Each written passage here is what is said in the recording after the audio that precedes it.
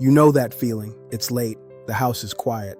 Everyone else is asleep, and you are lying there staring at the ceiling like it owes you an answer. And it's not one big thing. It's everything. It's the bill that's due on Friday that you don't have covered yet. It's the conversation with your spouse that didn't end right and you don't know how to fix it. It's the job situation that has been uncertain for 3 months now, and every morning you wake up not knowing if today is the day. Everything changes. It's the child you are praying for who is making decisions that are breaking your heart. It's your health, the appointment you've been putting off because part of you is afraid of what they might find. It's not one thing, it's the accumulation of everything life has been asking of you, and the night is when the bill comes due. Because during the day you keep moving, you answer the emails, you take care of the kids, you show up, you function.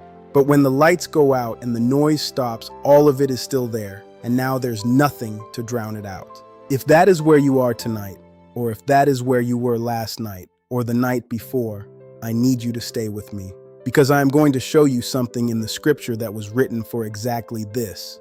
For the sleepless night, for the unnamed dread, for the person who is holding too much and has run out of places to put it.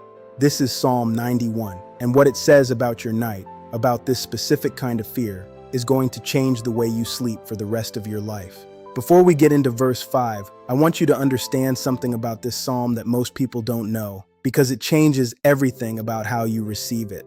This was not written from a place of comfort. The person behind these words was not sitting in a safe house with a full pantry and a stable income writing inspirational poetry. Most biblical scholars believe Psalm 91 was written in a season of real present danger, real threat, real uncertainty, the kind where you don't know how tomorrow's going to turn out. Most biblical scholars believe Psalm 91 was written in a season of real present danger, real threat, real uncertainty, the kind where you don't know how tomorrow's going to turn out. Not will eventually find rest, not might find comfort someday. Will rest, present tense, current reality, right now, in the middle of this. That tells me something important. The peace this psalm describes is not on the other side of your problems being solved. It is available to you inside them. While the bill is still unpaid, while the relationship is still strained, while the diagnosis is still pending, while the child is still lost, the protection of God is not a reward for when your circumstances improve. It is a present reality you can step into right now, tonight, exactly as things are. Now let's get to verse 5, because this is where it gets personal. Verse 5 says this, "You will not fear the terror of the night, nor the arrow that flies by day." I want to show you 2 words in the original Hebrew. Just 2. And I promise you, once you see them, you will never read this verse the same way again. The first word is the word translated as terror. In Hebrew, it is Pachad. And Pachad is not a general word for being scared. It is the dread that arrives in the dark without an invitation and without a name. The anxiety that grips your chest at 2 or 3 in the morning that you cannot fully explain to anyone, not because nothing is wrong, but because everything feels wrong all at once. God named that. Thousands of years before modern psychology had language for it, the Holy Spirit named it. Pachad, the formless terror of the night.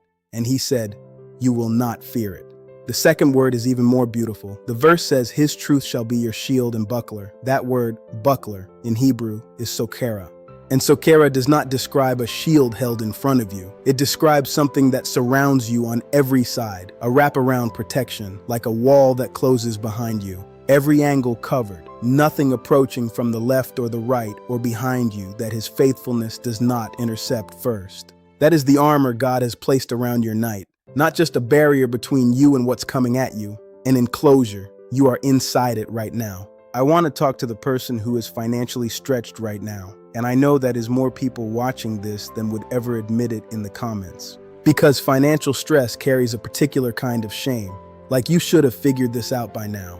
It doesn't mean something is wrong with your faith. It means you are human, and you are living in a real world with real pressure. And Psalm 91 was not written for people who had it all together. It was written for people in the wilderness, for people in the hard season.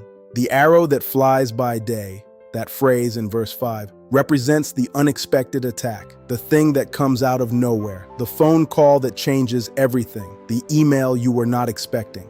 God knows about those arrows. He is not surprised by your Tuesday. He was not caught off guard by what happened in your life this month. And his Sokherah, his surrounding faithfulness, covers the angles you cannot see coming. I want to talk to the parent who is carrying the weight of a child who is struggling. Maybe it's a young adult whose choices are frightening you. Maybe it's a child who is suffering in ways you cannot fix. Psalm 91 does not just cover you. Your prayers extend the covering. When you lift that child's name before God, you are invoking the Sokherah over someone who cannot invoke it for themselves right now.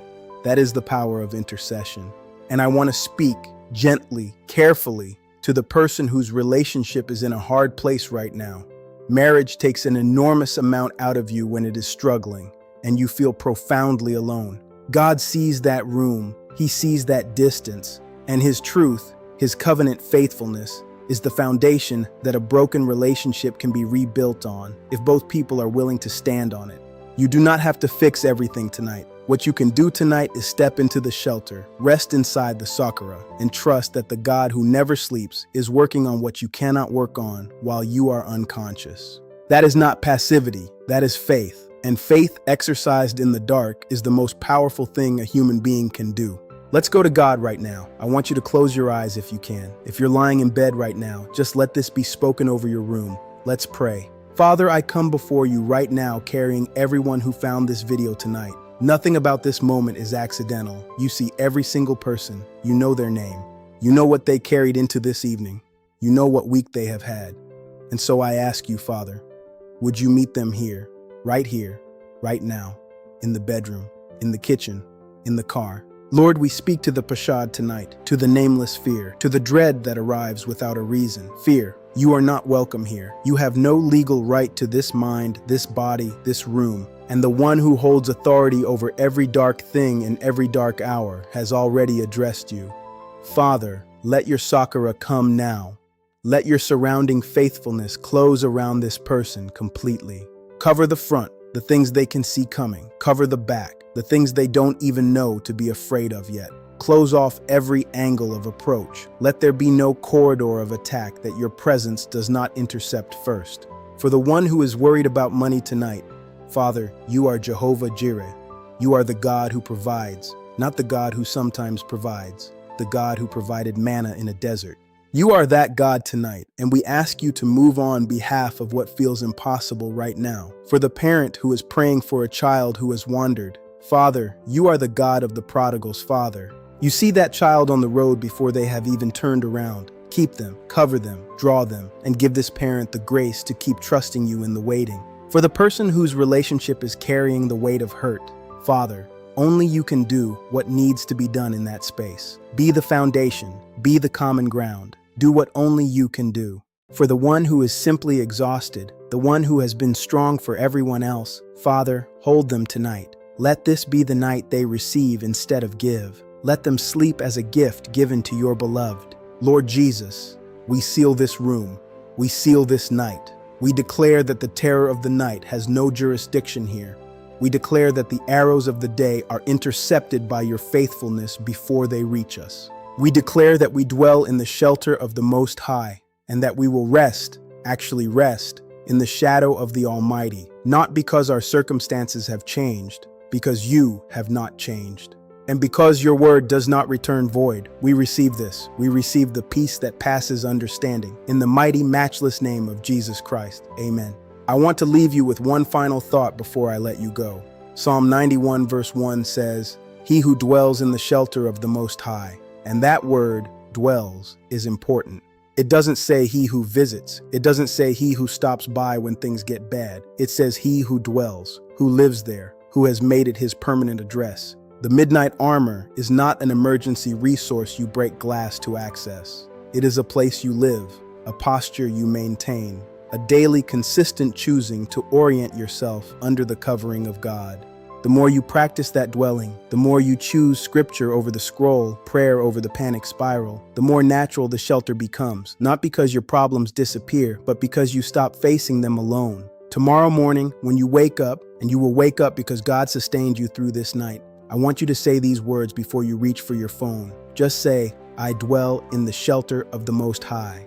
That's it. Start there and watch what that declaration does to your morning. You are not alone in this season. You are covered. You are seen. And the God who does not slumber is watching over you right now. Rest well. If something in this video spoke directly to what you have been carrying, Go to the comments and type, "I am covered." That's your declaration tonight. That's your testimony. Before we move into our final declaration, I want you to feel the texture of this armor. Verse 4 tells us, "He will cover you with his feathers, and under his wings you will find refuge." We often think of armor as cold, hard steel, but God's armor for your night is different. It is the warmth of a wing. It is the softness of feathers. It is the intimacy of a father pulling a blanket over a child. If you are feeling hardened by the stress of your life, if you feel like you've had to be tough for too long, I want you to know that the midnight armor doesn't just protect you from the outside world. It restores you on the inside. You don't have to be iron tonight. You just have to be sheltered. Let the gentleness of his presence be the first layer of your defense. The scripture goes further in verse 6, speaking of the pestilence that stalks in the darkness. We know what that stalker looks like. It's the recurring thought that won't leave you alone. It's the what if that follows you from the kitchen to the bedroom. It's the shadow of regret that waits for the lights to go out. But look closely at the promise. The armor isn't just for the arrows that fly, it is for the things that stalk. The things that try to wear you down through persistence. God's faithfulness, that Sokherah we talked about, is more persistent than your anxiety. It is a wall that the stalker cannot climb. It is a light that the darkness cannot extinguish. You are not just being watched over, you are being actively defended by a God who never slumbers. Finally, remember that this armor is found in a specific location, the secret place. In the Hebrew, this is Sokherah, a hiding place. When the world is loud and demanding, God offers you a hidden corridor where no one can find you but him. Your phone can't reach you there. Your bills can't find you there. Your past cannot speak to you there. It is a place of total, absolute privacy between your soul and its creator. Tonight, as you rest, imagine yourself stepping into that Sokherah. Close the door on the noise. Secure the latch on your heart. You are in the secret place now.